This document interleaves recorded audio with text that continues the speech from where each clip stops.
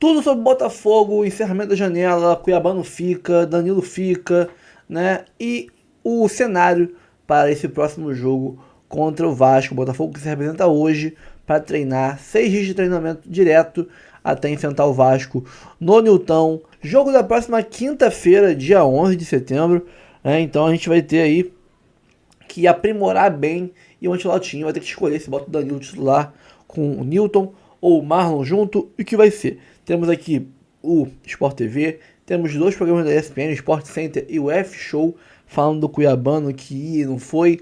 Temos aqui também o Rodrigo Capello no Charla Podcast falando sobre o Marinakis. Quem é o Marinakis, como ele é visto na Grécia, como ele é visto na Europa, quais são os negócios dele e muito mais para vocês. O vídeo está cheio de conteúdo, tá muito bacana. E lembrando, a linha do tempo aqui embaixo é dividida em capítulos. Você pode pular. Eu quero ver só o Capello falando do Marinakis. Eu pulo tudo, vou lá pro Capello. Eu quero ver só a parte do Cuiabano na ESPN. Eu pulo aqui o Sport TV, vou para a ESPN direto. Então você pode assistir aí o que você quiser, na ordem que você quiser. Só ir pulando aqui embaixo, no cursor do vídeo, separado em capítulos. Então antes de começar o vídeo, curta, comente, compartilhe, se inscreva no canal, ative o sininho, hype o vídeo, por favor.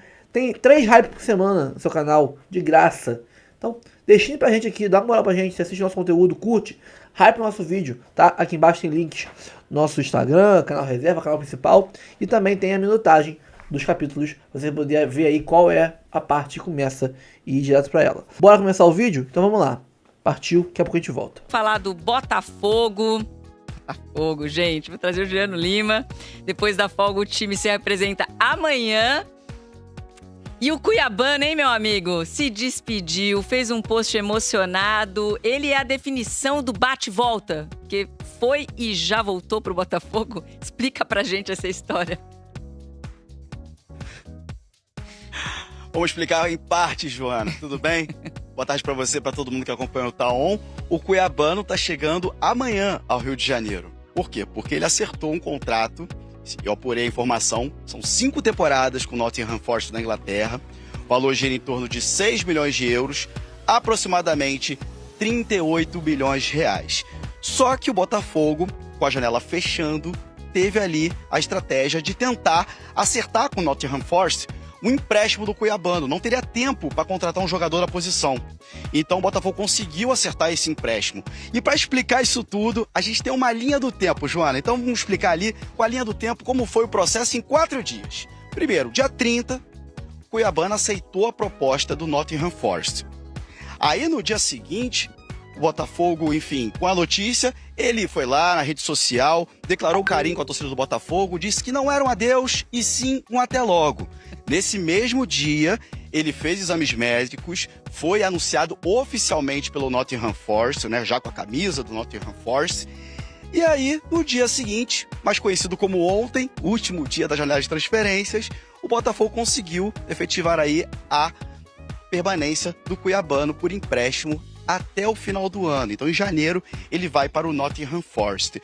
Importante porque o Botafogo precisa desse jogador na posição e o Botafogo fez esse movimento porque precisa de caixa. O Botafogo está vendo um momento que o Botafogo tentou contratar por empréstimo com opção de compra. Então, o Cuiabano foi uma saída, o Botafogo foi no mercado, tentou um jogador na posição, não conseguiu, então o Cuiabano ali para compor esse elenco, porque ele joga tanto de lateral esquerdo como ponta, então um jogador importantíssimo para o David Ancelotti. Então por isso, o Cuiabano vai ser apresentado amanhã aqui, vai se reapresentar amanhã, melhor dizendo, com o elenco todo, que volta a treinar amanhã depois de 4 dias, desde a vitória contra o Bragantino no Newton Santos pelo Campeonato Brasileiro, na goleada do Botafogo.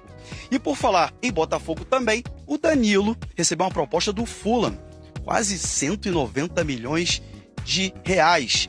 Mas o Botafogo não aceitou, porque não teria tempo para contratar alguém ali na posição do Danilo. O Danilo que é titular do Botafogo ali entre os volantes ao lado do Marlon Freitas.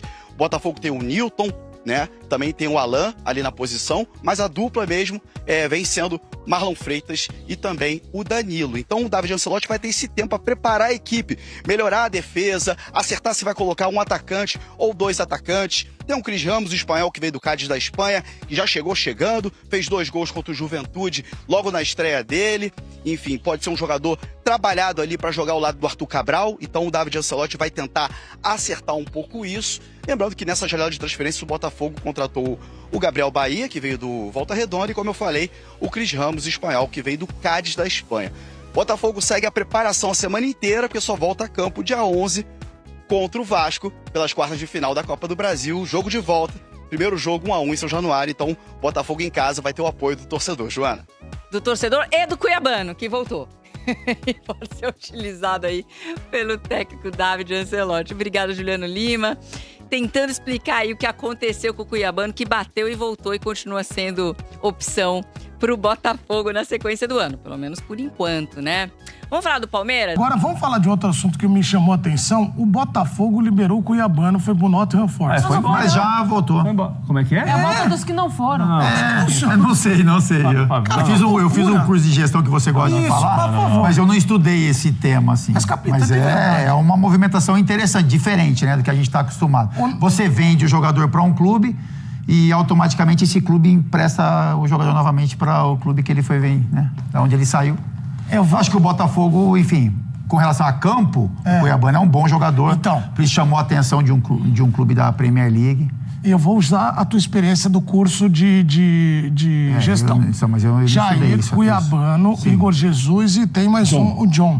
Foram pro Nottingham Forest, alguns voltaram, mas do tem John... Tem uma conexão, né, entre os... O Danilo era de lá, veio pra cá. O Nottingham Forest é do grego lá, não é? Do Marinax? Isso. E aí tem agora esse trabalho. Eu vou te perguntar uma coisa que aqui não temos nem que perguntar, porque eu não sei, não estou envolvido na negociação. Mas como é que o atleta, quando você vai, só pisou, ou quase nem vai na Premier League e volta a pagar? Eu acho que assim, o cara teoricamente seria, né, o correto conversar com o atleta sobre essa movimentação, né?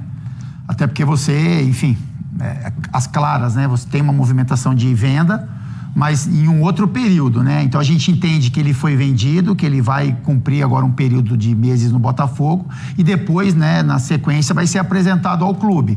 Se é conversado, e a gente imagina que seja, e o jogador entendeu e aceitou, eu não vejo como problema. Assim, eu acho que o Cuiabano, ele é bom jogador, ele é importante para o Botafogo, é um jogador que atua em funções diferentes, tem muita força física, por isso que chama a atenção também de um clube da Premier League, e tem essa relação entre os donos dos dois clubes, né? Porque são muitas movimentações E a única coisa que movimentações entre eles. E que fica de reflexão, Nath e Capita, é porque o Botafoguense em casa ficou pensando, cara, o Jair veio, jogou 6 meses e foi embora. Sim. Os caras não criam uma conexão com o Botafogo. Vem, pisou, já é negociado. Sim. Daqui a pouco, para não passar a imagem, o Botafogo gigante, como é glorioso, campeão, que vai ficar só sendo passagem para jogador, né? Sim. Não pode ser assim, né, Nath? É a questão do negócio, né?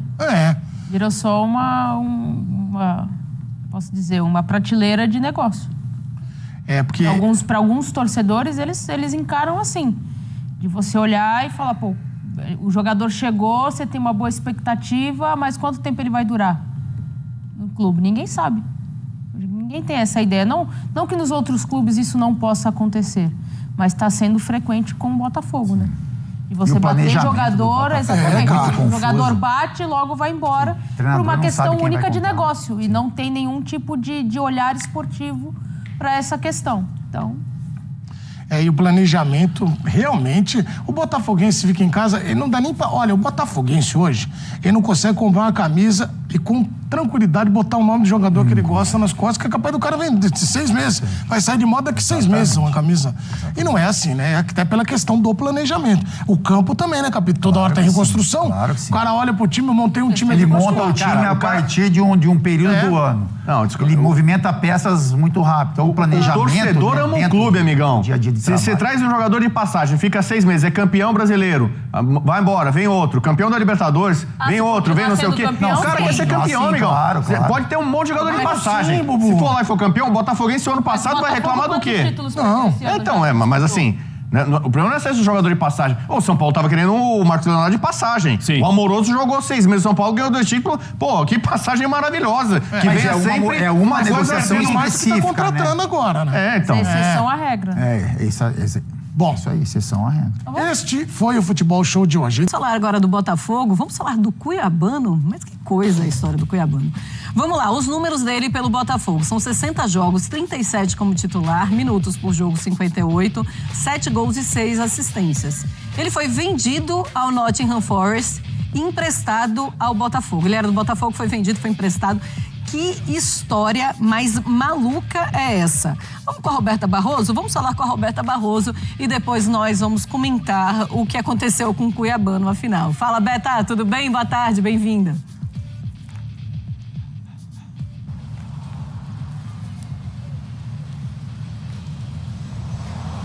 Tudo bem, Marcela? Boa tarde para você, amigos do Sport Center, fã de esporte. Pois é, Cuiabano foi, voltou e fica até dezembro. A gente explica essa história. Na última segunda-feira, o Nottingham Forest anunciou o jogador. O Botafogo, então, vendeu o atleta, só que tentava o empréstimo de Cuiabano e acabou dando tudo certo. Vale a gente reforçar que o Botafogo também tentou a contratação do lateral Eric do Al Ain, mas o clube árabe recusou, mas no fim o Cuiabano permanece. Ele que chegou a fazer um post de despedida nas redes sociais, um vídeo, e no post dizia até logo, e foi de fato um até logo. O Cuiabano não joga desde o dia 3 de agosto por conta de uma entorse no tornozelo, mas a expectativa já era que ele retornasse no clássico contra o Vasco, nessa segunda partida pelas quartas de final da Copa do Brasil. Então ele deve já ficar à disposição de David.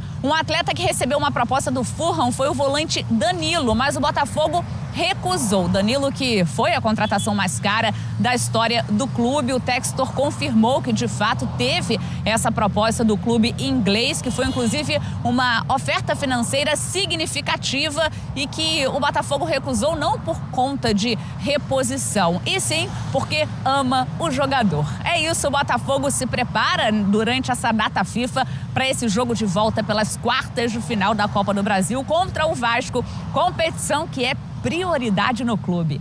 Marcela, eu volto com você. Obrigada, Beta. Um beijo para você. Obrigada pelas informações. Bom, melhor pro David Ancelotti, que tem o Cuiabano até o final da temporada. Marra. Não chega a ser uma grande novidade esse tipo de movimento, né? A gente viu na temporada passada, por exemplo, o Liverpool contratando o Mamardashvili do Valência e deixando ele jogar. Ficou uma temporada e aí o movimento era vender o Kelleher, que era um jogador valioso, vendeu bem, né, quase 30 milhões de libras, e já tinha comprado o goleiro da Geórgia mesmo. Ele chega lá e ele é reserva do Alisson, deixou emprestado no clube que ele estava antes. É um movimento na Europa mais comum, e a gente está falando de presidentes de clubes que se dão. Acho que aí está um outro problema, né? Porque assim, a punição que foi dada ao Crystal Palace acabou sendo um prêmio para o Nottingham Forest.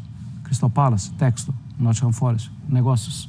Sim, acho que aí está uma outra questão que só vai fazer a gente fazer igual ao Ancelotti, levantar a sobrancelha. Mas a gente não tem como provar absolutamente nada dos movimentos. Resumindo, para o Botafogo é muito bom que ele fique. É muito bom, porque é um jogador que acrescenta muito tecnicamente, pode jogar na lateral, pode jogar numa segunda linha, é um jogador já identificado. É bastante importante. Mais 4 meses para ele, Jean.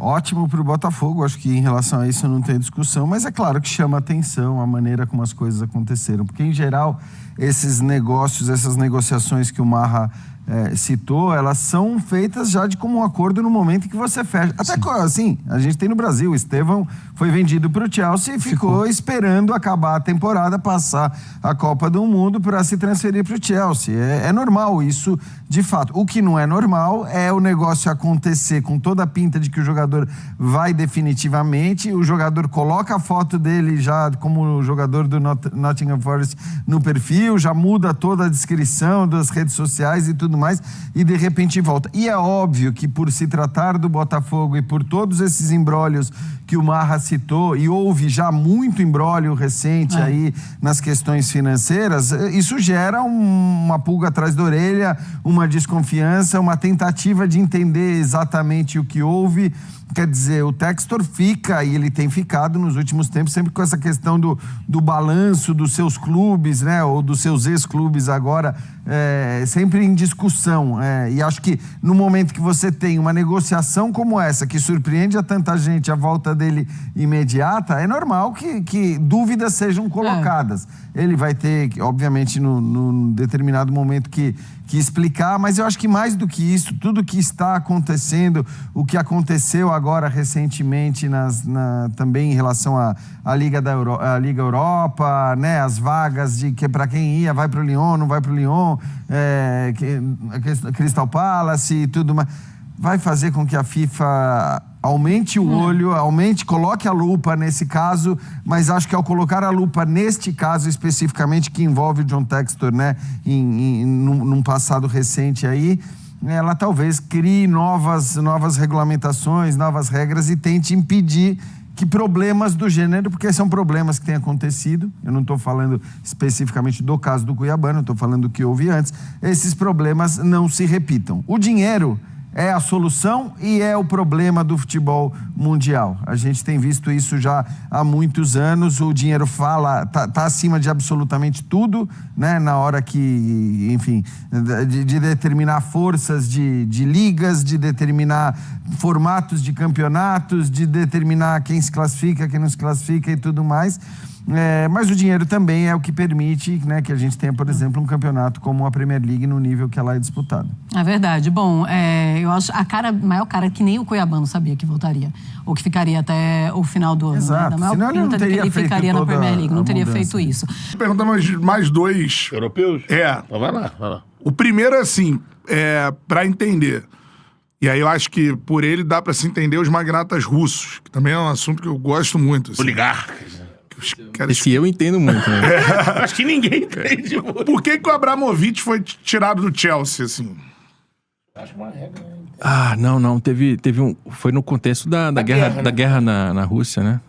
Acho que entrou no bolo das sanções, né? Aqui eu tenho que puxar a memória, porque eu cheguei a produzir conteúdo sobre isso, mas faz tempo que ninguém me pergunta isso. Mas foi no contexto da guerra.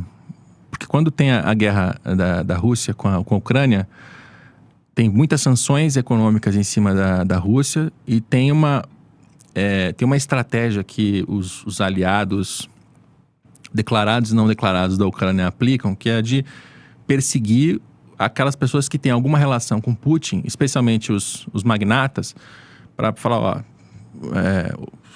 se descore, se desvincule, saia dessa, entendeu? E o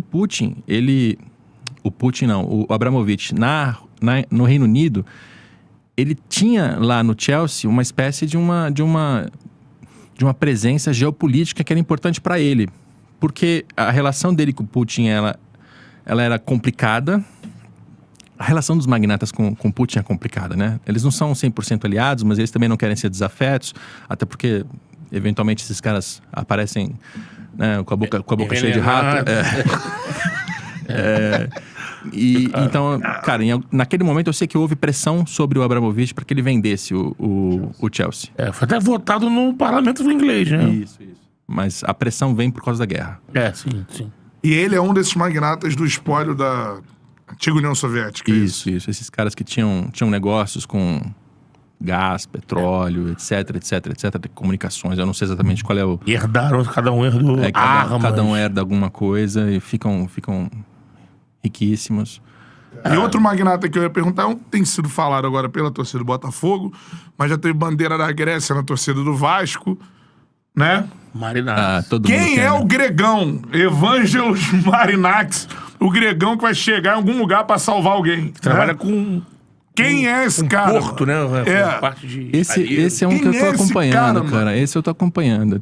Eu tô na fase, assim, de apurar mais e falar menos, porque eu também não sei. Sério, cara? Assim, o que eu sei é que ele tem uma moral controversa, assim, uma fama meio controversa de ser criticado, assim, por torcedores dos clubes da Europa, dos negócios que ele faz. E eu sei que ele tá de olho no mercado brasileiro. Ele já conversou com vários clubes, ele já conversou com o Atlético Paranaense, ele já conversa com São Paulo, ele já conversou com Vasco, né? Enfim.